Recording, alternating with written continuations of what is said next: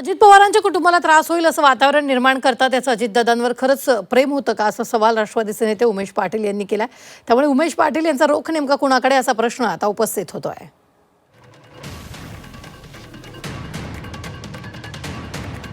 तर त्यांच्याशी याही संदर्भात बातचीत केलेली आहे आमचे प्रतिनिधी चंद्रकांत फुंदे यांनी.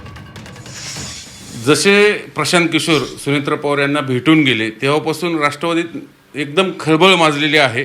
कारण तटकरेंनी थेट प्रेसच घेतली की म्हणे रणनीती करायची मला गरजच नाही, मी फील्डवरचा कार्यकर्ता आहे, असे त्यांनी टोमणे नेमके कोणाला मारले हे नंतर स्पष्ट होईलच. पण ज्याला लागायचं ते लागले आणि त्यानंतर राष्ट्रवादीत क्लिअर कट आम्हाला असे 2 गट पडल्याचं बघायला मिळालं. हे कुठल्या व्यक्तीला समोर ठेवून केलेलं ट्विट नाही, हे सार्वत्रिक आहे. पक्षामध्ये राहून आमच्या पक्षामध्ये आत्ता असलेल्या पक्षामध्ये ते लोक असू शकतात, आमच्या आधीच्या पक्षातले ते लोक असू शकतात, किंवा ज्या विरोधकांना आमच्या पक्षामध्ये डिस्टर्बन्स तयार करून त्या ठिकाणी आमच्या जो